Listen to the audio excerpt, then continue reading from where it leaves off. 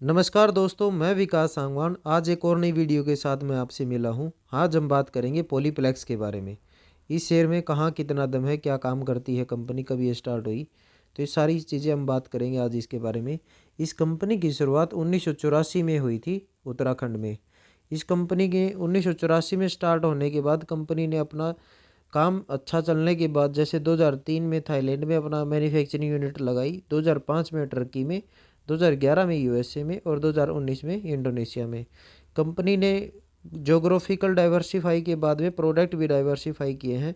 जैसे मेटालीजर है, silicon coating है, बीओबीपी है, रिसाइकलिंग प्लांट है और होलोग्राफी ऑपरेशन वगैरह में कंपनी ने अपना काम बढ़ाया है।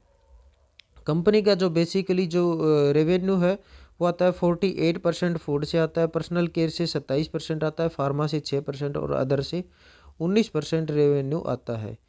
तो इसके बाद में हमारा ये देख रहे थे कि कौन से मतलब कहाँ से कितना रेवेन्यू आ रहा है हमारा।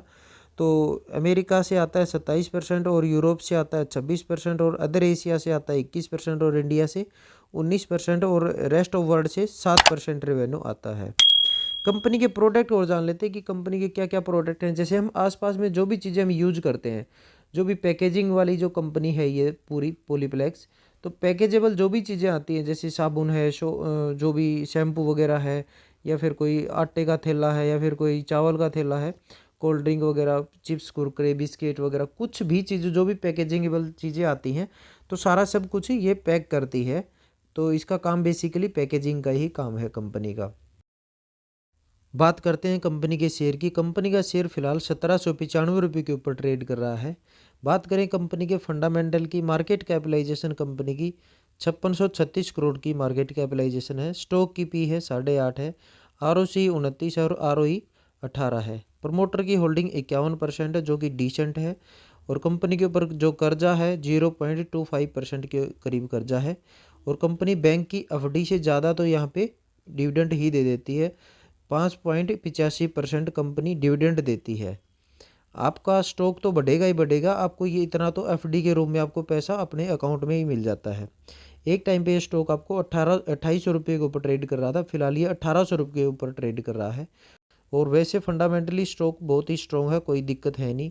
कंपनी की पेयर कंपनी है जैसे पॉलीप्लेक्स की ईपीएल है, यूफ्लेक्स है, जिंदल पॉली है, कॉस्मो फर्स्ट है। तो ये सारी कंपनी पेयर कंपनी है, आप देख सकते हो, इनको भी आप ट्रैक कर सकते हो, स्टडी कर सकते हो। कंपनी की सेल्स ग्रोथ 2019 में 1088 करोड़ की थी, जो सितंबर 2022 में 2089 करोड़ की हुई है। ऑपरेटिंग प्रॉफिट मार्जिन पहले 18% था, अभी 12% है। नेट प्रॉफिट 2019 में सितंबर में 194 था, बाद में 200 हुआ है।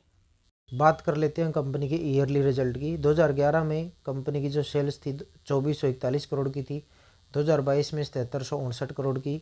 ऑपरेटिंग प्रॉफिट मार्जिन पहले 10% होता था, जो अब की बार 17% हुआ है।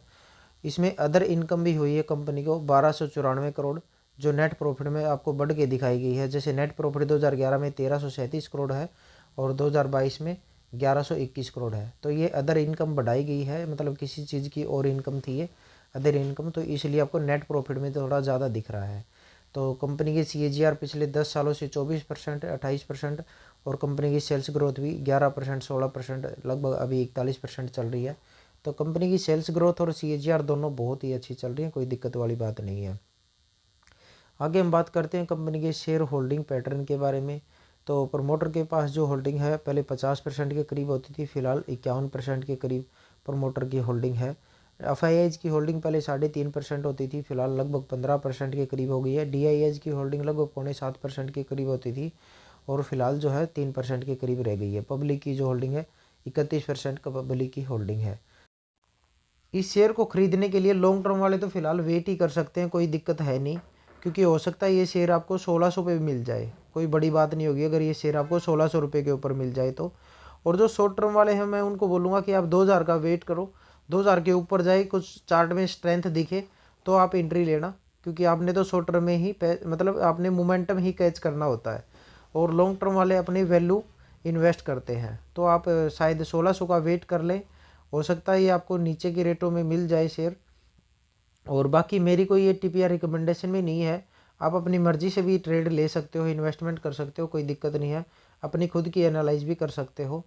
और मेरी वीडियो अगर आपको पसंद आती है तो लाइक करें, कमेंट करें, और चैनल पे नए हो तो ज़रूर सब्सक्राइब कर लें। हम मिलते हैं किसी और नेक्स्ट वीडियो में, तब तक के लिए bye bye for now from Vikas Sangwan.